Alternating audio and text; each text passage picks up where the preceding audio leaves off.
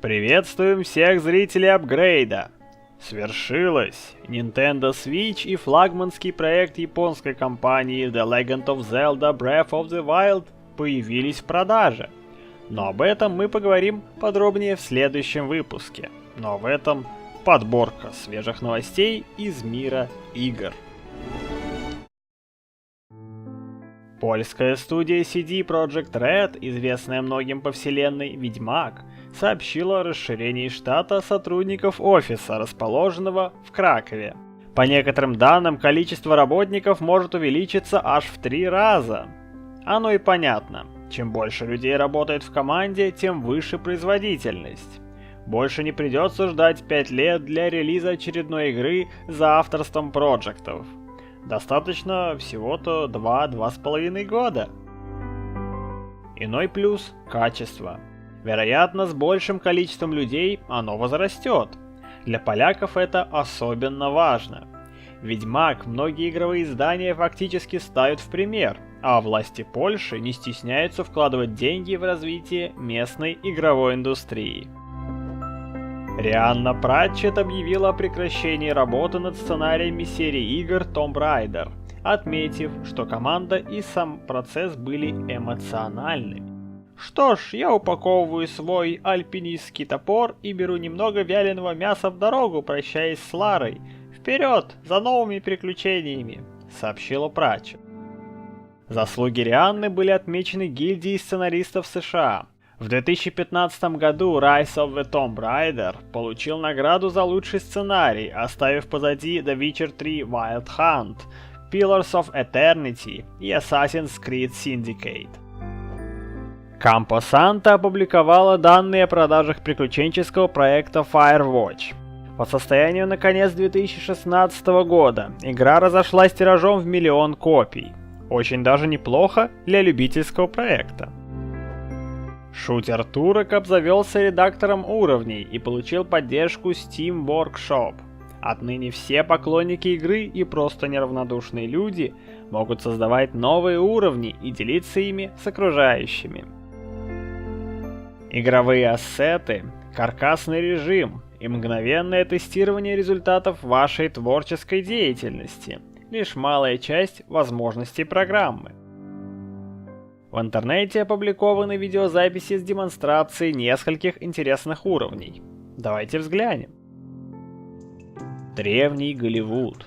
А ведь с виду-то и не скажешь. Скорее Голливуд будущего, который в результате очередной катастрофы заполонили динозавры. В целом очень даже неплохо. Врагов достаточно. Появляются они, как и положено, в самых неожиданных местах. Любопытный момент. Своеобразная лестница из человеческих черепов.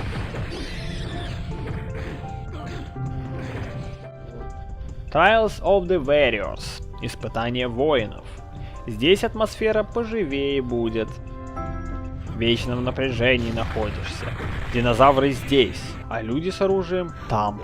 Странным выглядит переход от скал, растительности и уютных хижин к пещерам с лавой, червями и гигантскими существами, похожими на стрекоз, современным коридорным пространством, порталом и совершенно безумному моменту с автомобилями, ездящими по кругу, летающими динозаврами и опасным громилой, держащим в своих руках щит и некое оружие.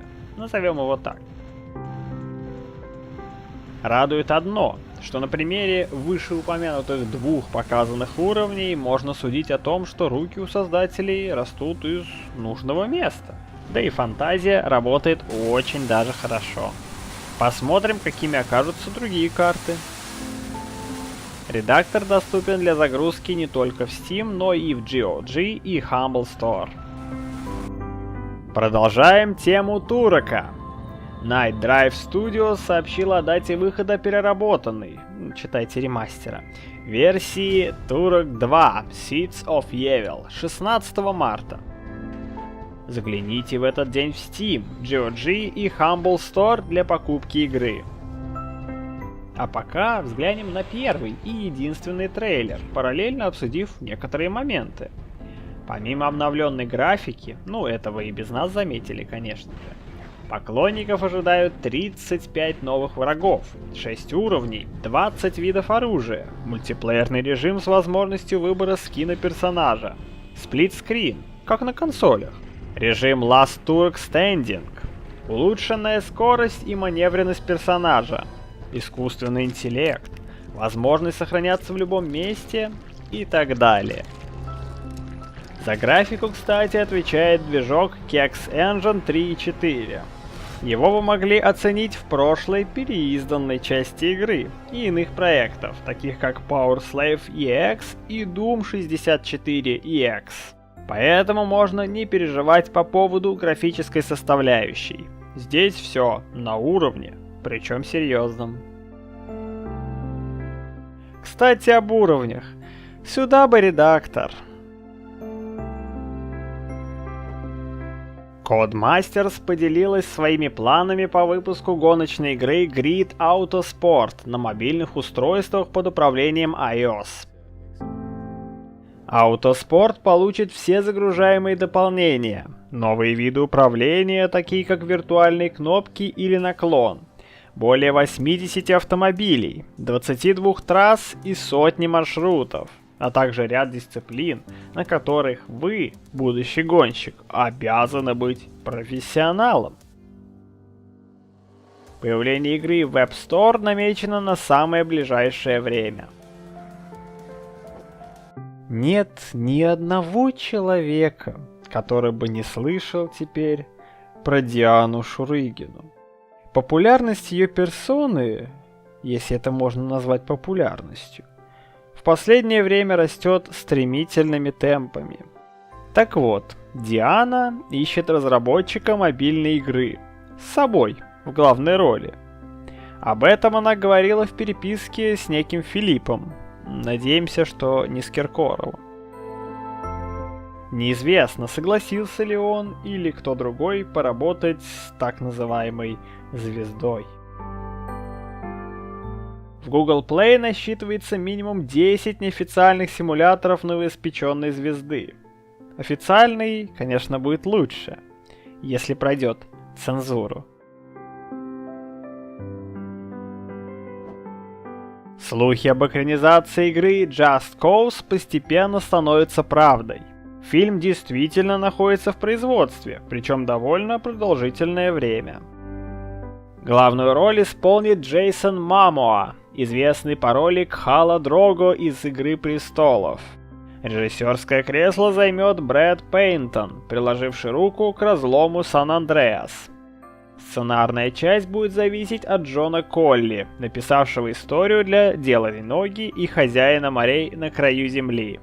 Продюсером же выступит Адриан Аскария, знакомый по Deus Ex Human Revolution, Hitman и Hitman Агент 47. Получается, фильмы по играм — это его конек, чего не скажешь об остальных участниках съемочного процесса. На широких экранах ожидается появление другого фильма по мотивам видеоигры в том же жанре — Sleeping Dogs.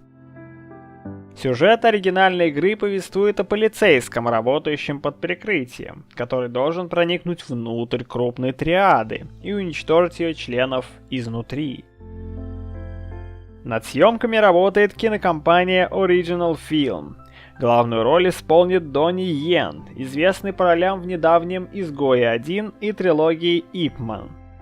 Продюсером выступит Нил Морриц, приложивший руку к серии «Форсаж». С нетерпением ждем появления обоих фильмов в кинотеатрах. Трейлер худшей игры на PlayStation 4, который на данный момент набрал около 1 миллиона просмотров и 50 тысяч дизлайков. Life of Black Tiger. Это симулятор жизни настоящего черного тигра. Существуют ли они в реальной жизни? Оказывается, да. Преимущественно в Индии, на острове Ява и в Мьянме, то бишь Бирме.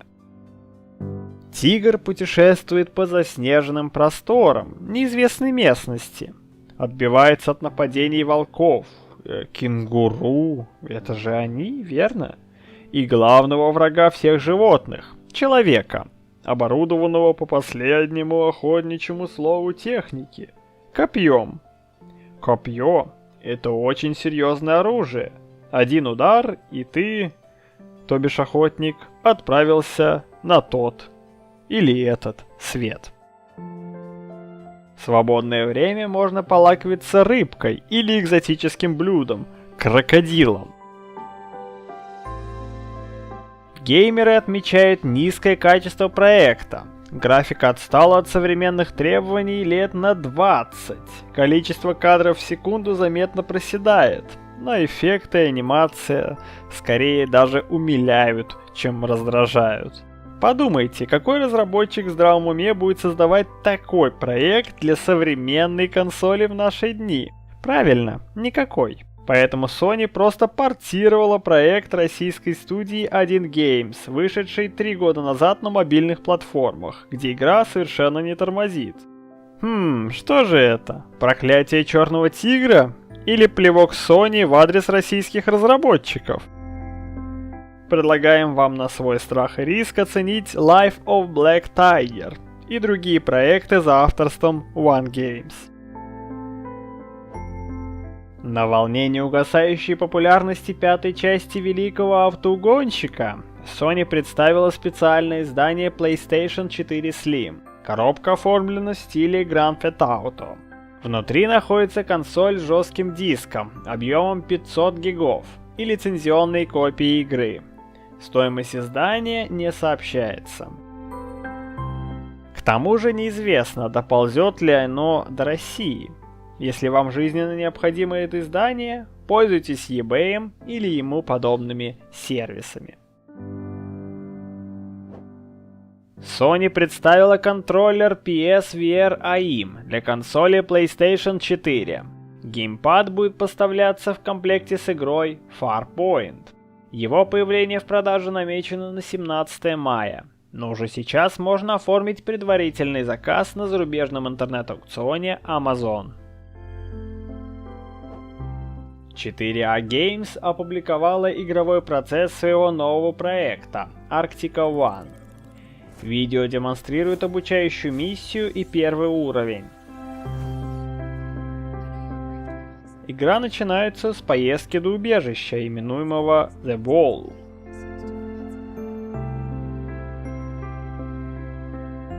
В самом убежище нам объясняют азы игры. Для чего нужна броня, как стрелять из разного вида оружия в обычном тире и футуристическом, состоящем из кубиков.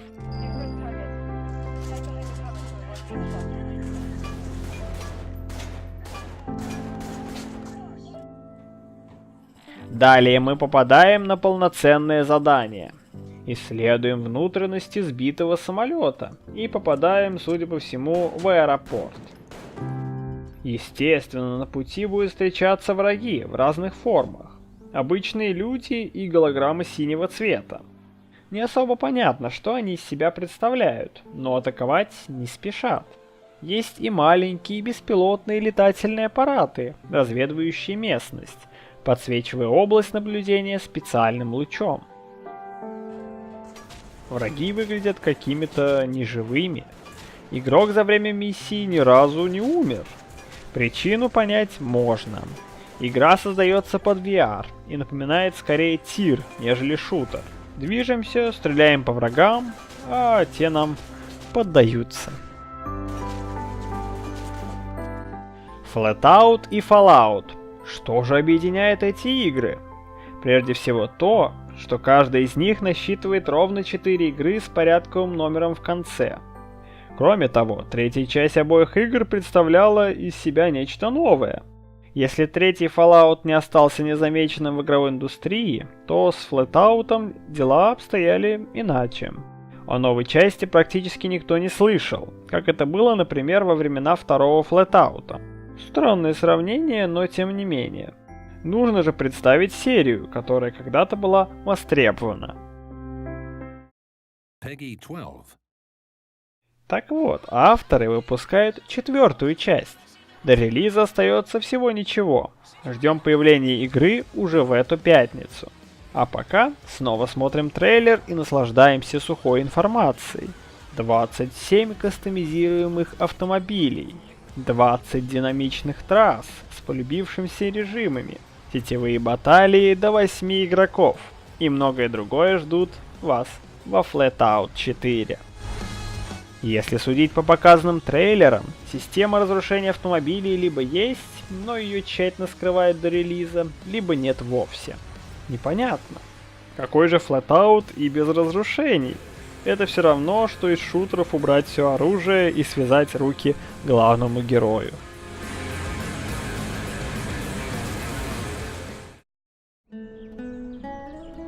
На этом все. Не забывайте подписываться на наше сообщество в социальных сетях. Увидимся через 2 недели. До свиданица!